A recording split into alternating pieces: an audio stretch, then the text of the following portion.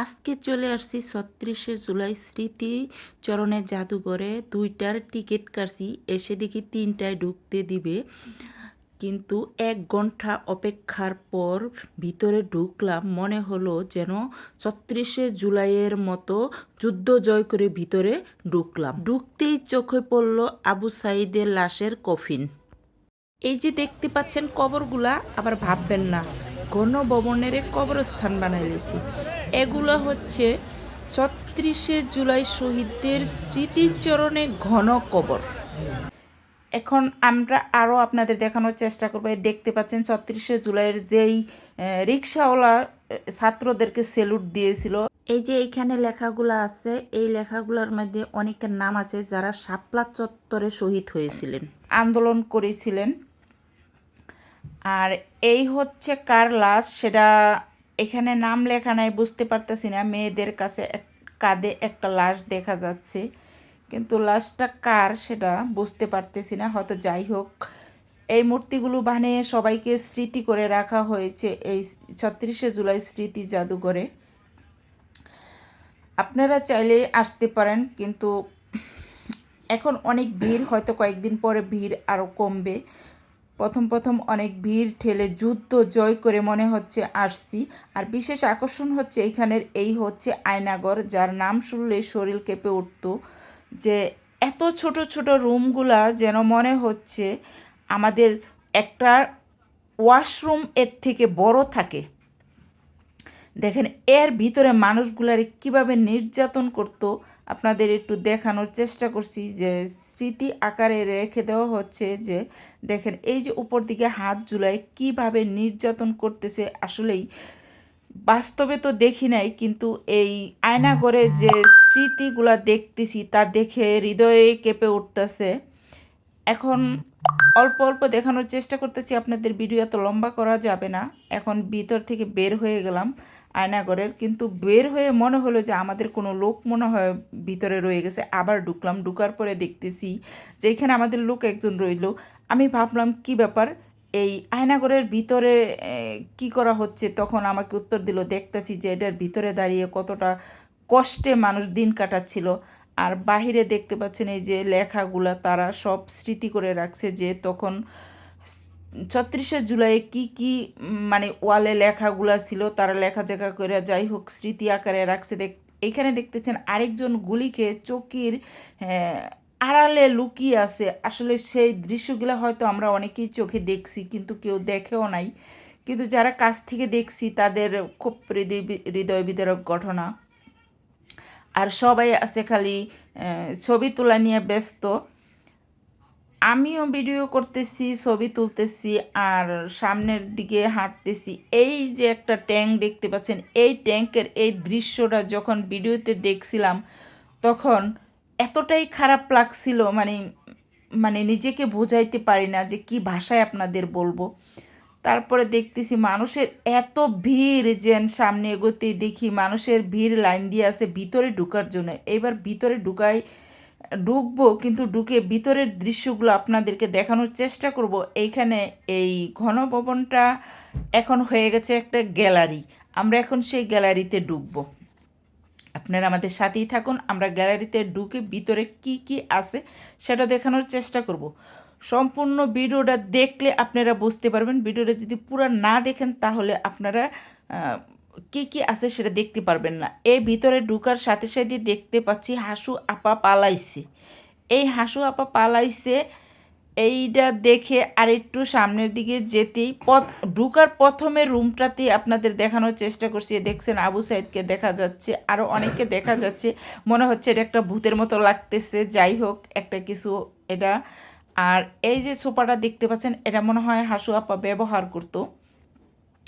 আপনাদের একটু একটু করে এই যে রুমটাতে ঢুকলাম, দেখেন নিচে অনেক কাচ, তারপরে ইট পাথর লাঠি সোটা পড়ে আছে, কিন্তু সেগুলো তারা সরায় নাই। তার উপরেই তারা স্মৃতি আকারে রেখে দিয়েছে। উপরে তারা কাচের একটা ফ্লোর করে দিয়েছে। এটার উপর তো হাঁটলেই ভয় করে, মনে হচ্ছিল যেন ভিতরের কাজগুলো পায়ে ঢুকবে। তাই হাঁটতে হাঁটতে ভিতরে ঢুকলাম। অনেকগুলা রুম, কিন্তু আসলে সবগুলো তো পুরোপুরি দেখানো সম্ভব না। কিন্তু প্রত্যেকটা রুমেই টিভি ফিট করা আছে। আর এই হচ্ছে একটা হল রুমের মতো বিশাল বড় একটা হল রুম। এই এখানে মনে করেন টিভিতে দেখানো হচ্ছে যে মৃত্যুর আগে গার্জিয়ানের সাথে কে কি কথা বলছিল সেগুলো এখানে বলতেছে, অনেক গার্জিয়ানরা শুনতেছে। তো আমি কিছুক্ষণ দাঁড়িয়ে ওইখান থেকে চলে আসলাম, যে অনেকগুলা রুম ঘুরে ঘুরে দেখি। এইখানে তো সবার আসার ভাগ্য হয় নাই বা কোনো দিন হতোও না। আজ যেহেতু ৩৬শে জুলাই স্মৃতি জাদুঘর হিসাবে আমরা ঢুকতে পারছি, যাই হোক আমাদের ভাগ্য।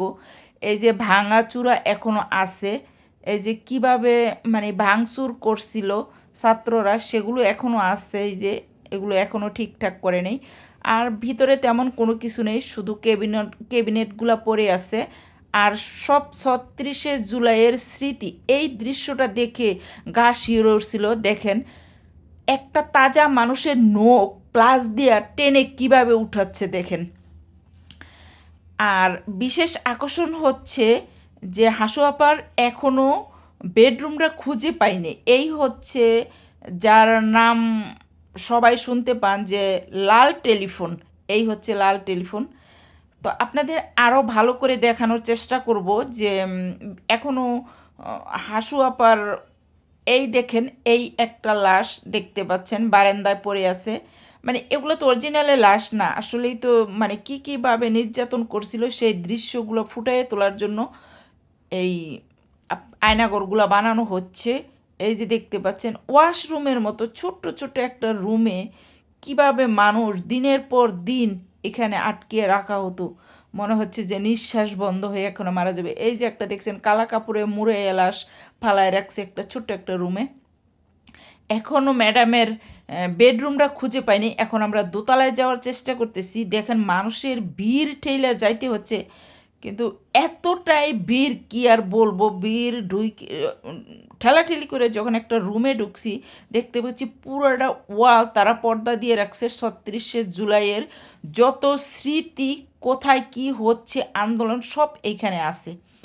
তারপর এইখান থেকে হাঁটতে হাঁটতে আবার একটু সামনের দিকে যাচ্ছি, মানুষের ভিড় ঠেলতে ঠেলতে এতটাই মানুষ কি আর বলবো।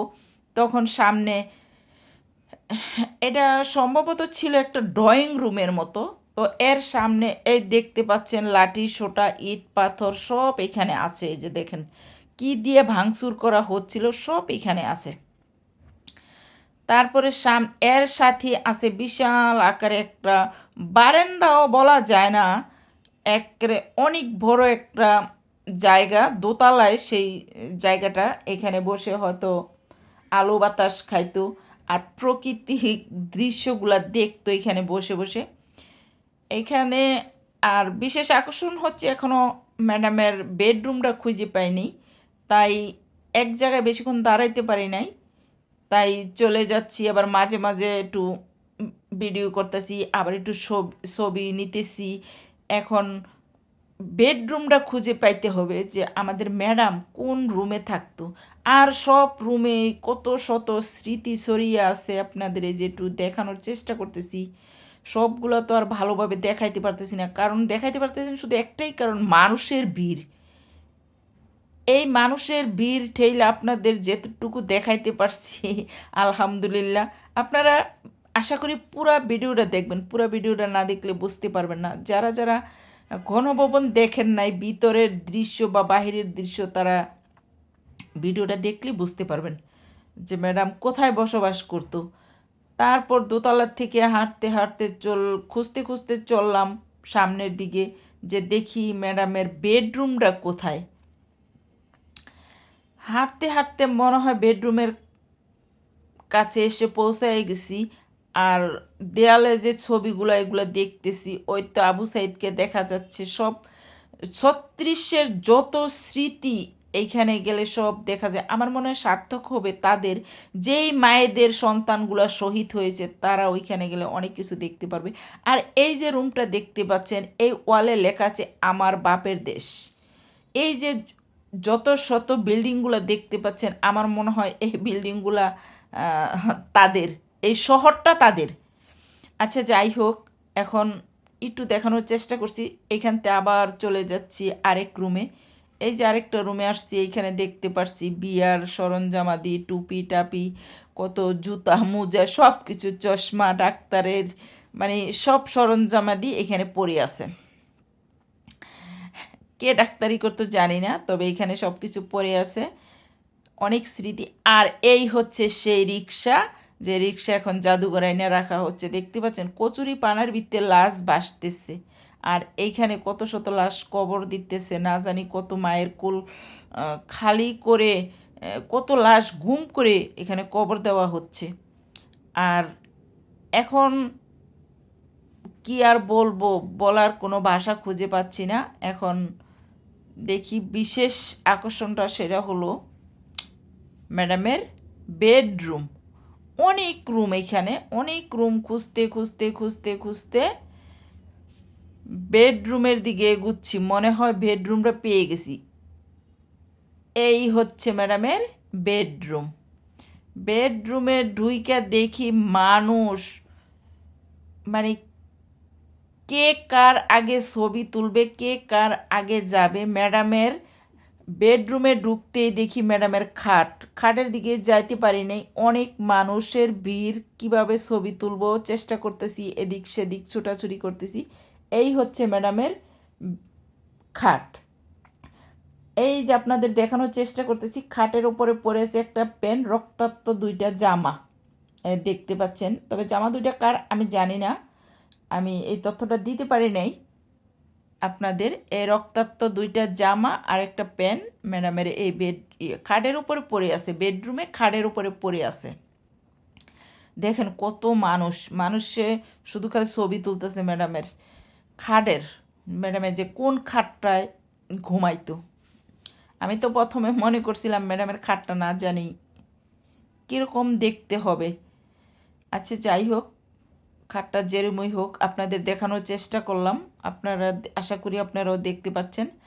আরেকটা আকর্ষণ হচ্ছে এই রুমে লাল টেলিফোন, যেটা দিয়া ম্যাডাম মানুষের সাথে কথা বলে কন্ট্যাক্ট করতো, বিভিন্ন জায়গায় কথা বলতো, কন্ট্যাক্ট করতো। তারপরে ঘুরতে ঘুরতে এক পরিচিত ভাইয়ের সাথে দেখা হয়ে গেল। জিজ্ঞেস করলাম আপনি এনো কেন, আমি যেখানে যে আপনাকে দেখতে পাই। বললো আমি আসছি ম্যাডামের বেডরুমটা দেখার জন্য। আমি ভাবলাম যে একটু আরাম করে যান, বলতেছে না আরাম করব না। আচ্ছা যাই হোক, কথা বলতে বলতে এইখান থেকে চলে গেলাম রিডিং রুমে। বেডরুমের পাশেই হচ্ছে ম্যাডামের রিডিং রুম। এইখানে বসে ম্যাডাম গল্পের কবিতার বই পড়তো আর গল্প করতো। চারিদিকে গ্লাস, এই গ্লাসের ফাঁকে ফাঁকে বাহিরের সবুজ শ্যামল দৃশ্যগুলো দেখতো, আর হয়তো বৃষ্টি বিলাস উপভোগ করতো। আর যাই হোক, আর এখন পড়ে আছে শুধু ৩৬শে জুলাইয়ের স্মৃতিচরণে অনেক বই। এখন সব শেষ করে এখন চলে যাচ্ছি, দোতলার থেকে নিচে নামতেছি, বিদায়ের পালা। শেষ মুহূর্তে চোখে পড়ল ম্যাডাম কিভাবে পালাইছে। যাই হোক, আমরা এখন বিল্ডিং থেকে চলে যাই, ম্যাডামও চলে গেছে, আমরাও চলে যাই।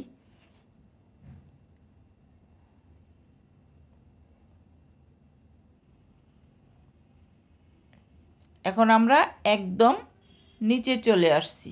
এখন যাব লেকের দিকে, যে লেকে ম্যাডাম হাঁস পালতো আর ইট পাথর বুকের মধ্যে বেঁধে নদী সেই লেকে ফেলে দিত। এই হচ্ছে সেই হাঁস, আর এই হচ্ছে সেই লেক, এই দেখতে পাচ্ছেন।